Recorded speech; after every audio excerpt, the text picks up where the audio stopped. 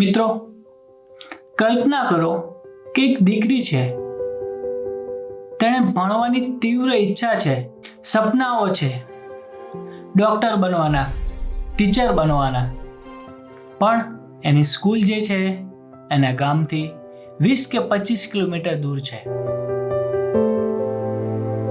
પ્રશ્ન એ નથી કે દીકરીને આગળ ભણવું છે કે નહીં. પ્રશ્ન એ છે કે આપણે દીકરીને ભણવાની સુવિધા આપી રહ્યા છીએ.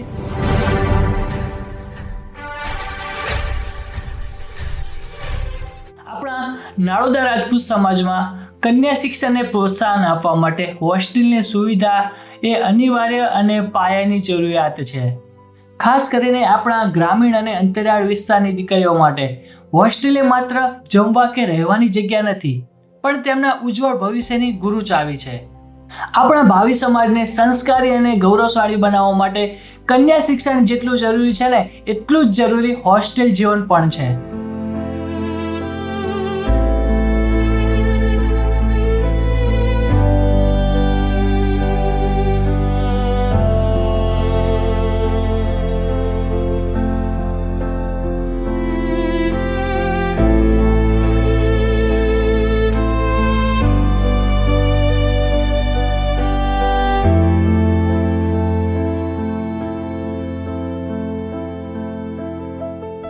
આપણા નાડોદા રાજપૂત સમાજમાં ઘણી એવી દીકરીઓ જે ગ્રામીણ કે અંતરિયાળ વિસ્તારમાંથી આવે છે. ઘણીવાર ઉચ્ચ શિક્ષણ કે સારા અભ્યાસ માટેની સારી સ્કૂલો કે કોલેજો એમના ગામથી ઘણી દૂર હોય છે.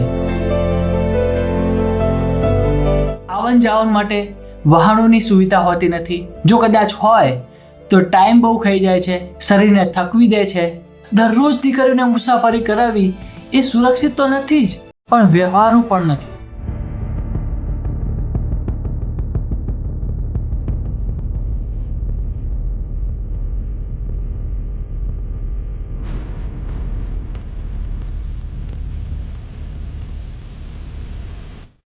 એવા સમય જો હોસ્ટેલની સુવિધા હોય તો દીકરીઓને મુસાફરીનો સમય બચે, થાક પણ ન લાગે, અને ખાસ એ કે ઉર્જા બચે, જેનો ઉપયોગ તેઓ અભ્યાસ કરવામાં કરી શકે છે. આજના જમાનામાં દીકરીઓની સુરક્ષા એ સૌથી મહત્વની બાબત હોય છે.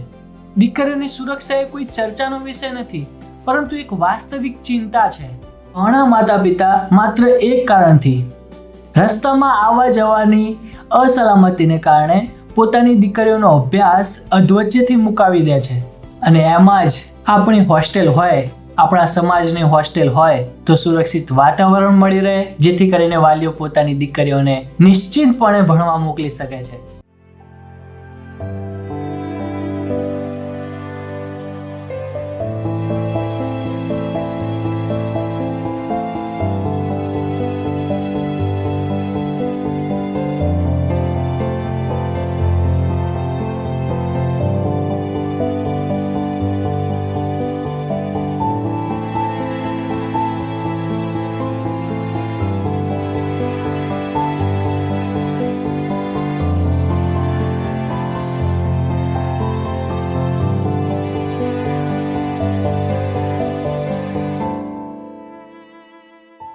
સામાન્ય રીતે ગ્રામીણ વિસ્તારોમાં દીકરીઓને ઘરકામ અથવા તો પોતાના નાના ભાઈ બહેનોને સંભાળવાની જવાબદારી હોય છે. ઘણીવાર ખેતી પશુપાલન માટે પણ સમય ફાળવવો પડે છે. ક્યાંક ને ક્યાંક આ બધી જવાબદારીઓ વચ્ચે ભણવા માટેનો સમય બહુ ઓછો રહી જાય છે. અને હોસ્ટેલમાં રહેવાથી આ બધી જવાબદારીઓમાંથી મુક્ત થઈને દીકરીઓ પોતાના શિક્ષણ અને વ્યક્તિત્વ વિકાસ પર વધારે ધ્યાન આપી શકે છે.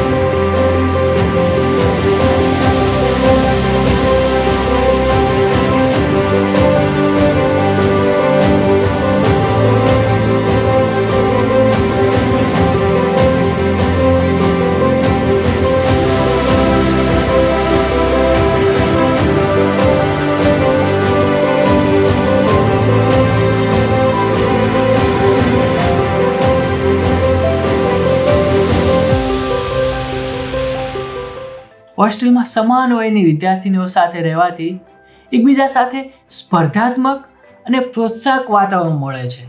નિયમિત વાંચન, ગ્રુપ ડિસ્કશન અને શિસ્તબદ્ધ જીવનશૈલીને કારણે તેમનું શૈક્ષણિક સ્તર સુધરે છે.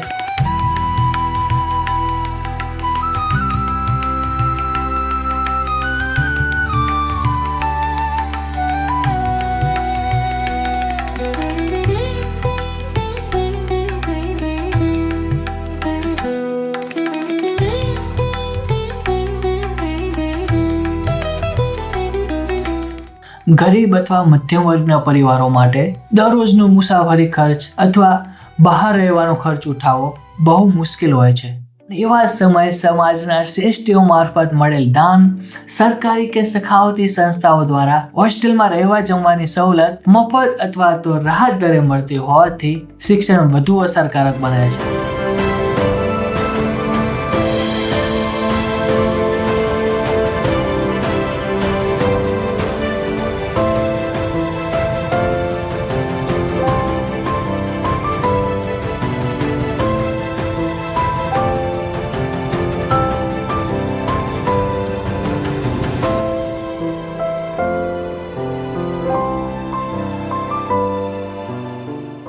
ઘરથી દૂર રહેવાથી એક તો નિર્ણય લેવાની શક્તિ, આત્મવિશ્વાસ અને આત્મનિર્ભરતા જેવા ગુણો ખીલે છે.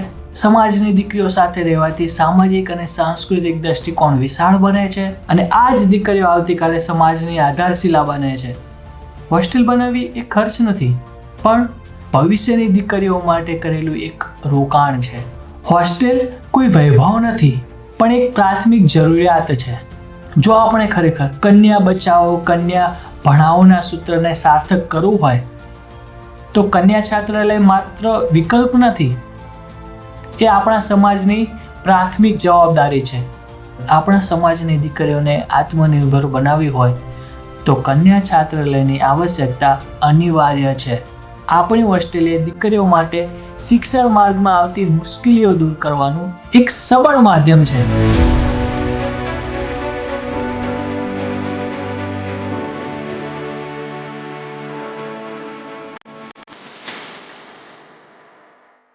અને મિત્રો, આવો સંકલ્પ આપણા સમાજના એટલે કે નાણોદા રાજપૂત સમાજના આગેવાનોએ કર્યો છે કે ગાંધીનગરમાં કન્યા છાત્રાલય તો બનાવવું જ છે અને આપણી દીકરીઓને ઉચ્ચ શિક્ષણ તો આપવું જ છે. ચલો, હું તો નીકળ્યો સમાજની મદદે. તમે આવો છો કે નહીં?